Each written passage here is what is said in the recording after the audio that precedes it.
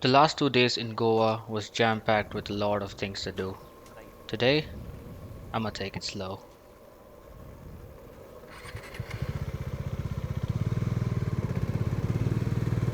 It's a pleasant day here in Goa. My dormmate and I decided to hit the road to visit a private beach near Dona Paula.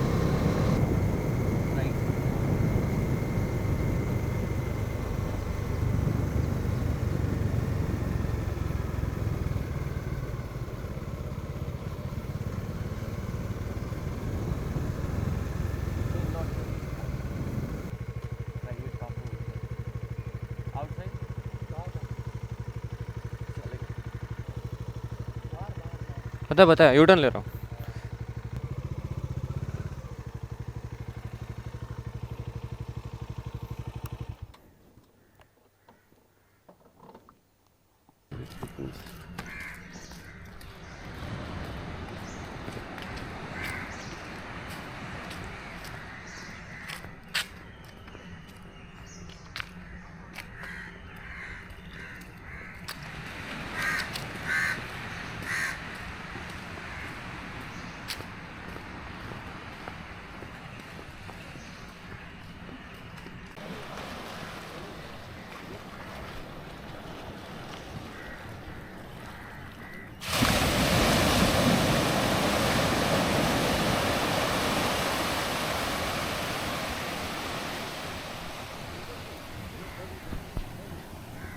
The sound of the shores, guys.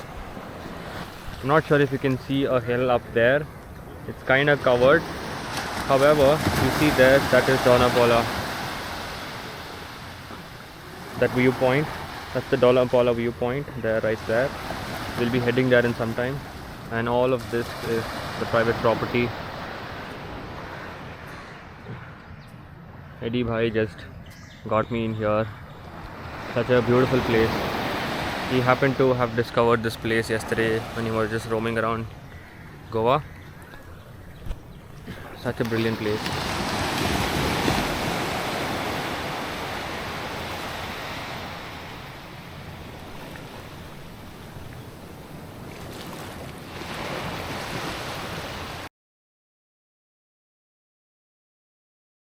There's a nice story of how this place came to be.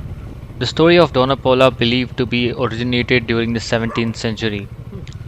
The place is named after Dona Paula de Menes, the young daughter of a Portuguese viceroy, who fell in love with a local Goan fisherman.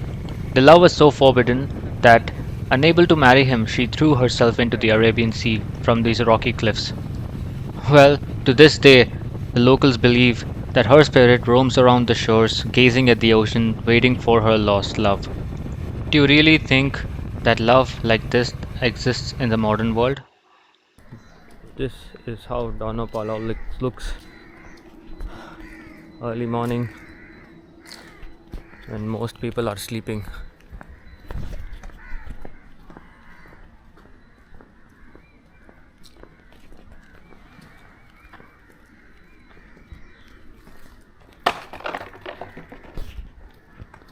It's basically a weekday and we reached way before time. I believe it opens post 10:30 a.m. I once visited Dona Paula in 2014 and my god there were so many people out there and it's so nice to see this place without any of them.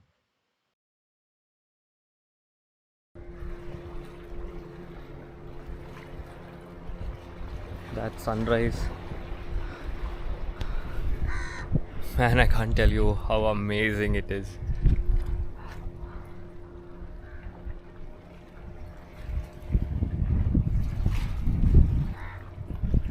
This is a truly serene vibe of Goa that very few get to experience. Everyone knows the party side of it. Everyone knows the South Goa side of it. But even at North Goa, the kind of experience that you can have early in the morning, man.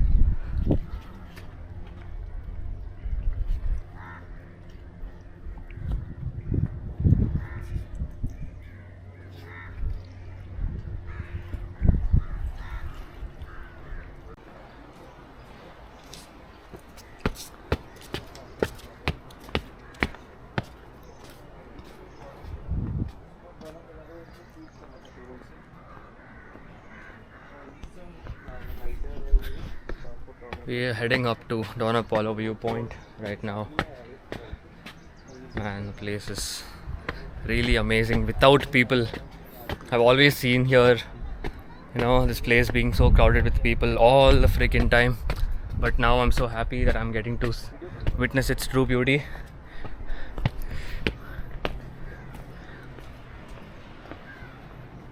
Bhai, so freaking beautiful.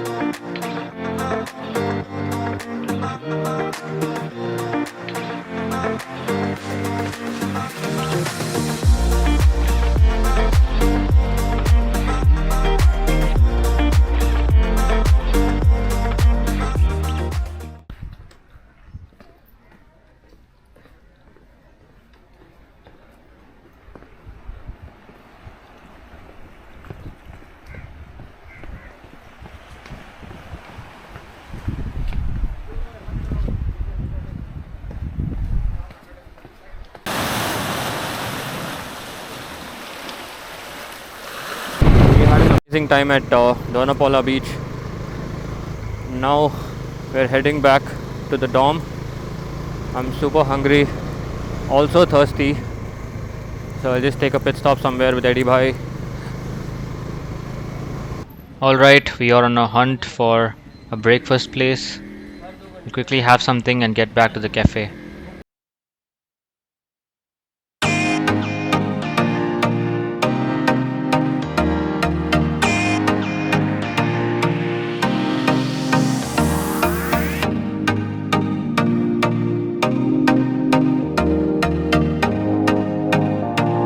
Sat down to complete some of my office work. The past 2 days have been a lot of riding and roaming around, so I decided to take it slow and chill.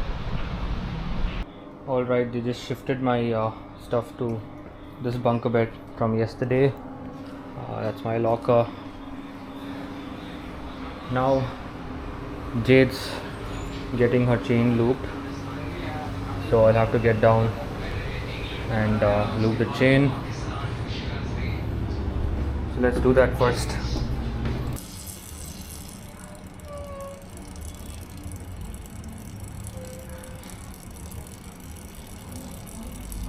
I'm done chain looping. I'll go grab some dinner.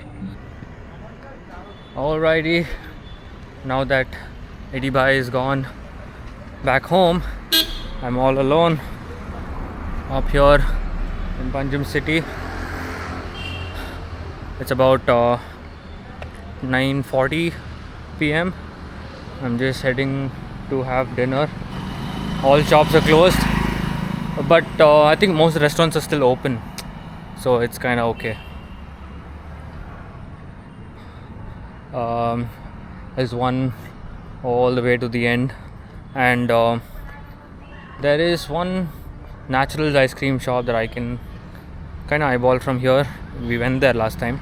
And then there are these roadside stalls where there was like some amazing food, where me and Eddie Bhai had the first day, I think you remember. So I'll probably go there and pick up something to eat. I had something really light for dinner that night and I just crashed after that, guys, because obviously I was too tired and I had to get all the rest I could before I hit the roads next day from Goa to Bangalore. Coming to that, the next episode is going to be the last and final episode of this ride from Bangalore to Goa series. I hope you're liking my videos and enjoying it so far. If you do, then please like, share, and subscribe to my YouTube channel. The next video is going to be long but fun at the same time. So keep supporting until then. I will see you in the next video.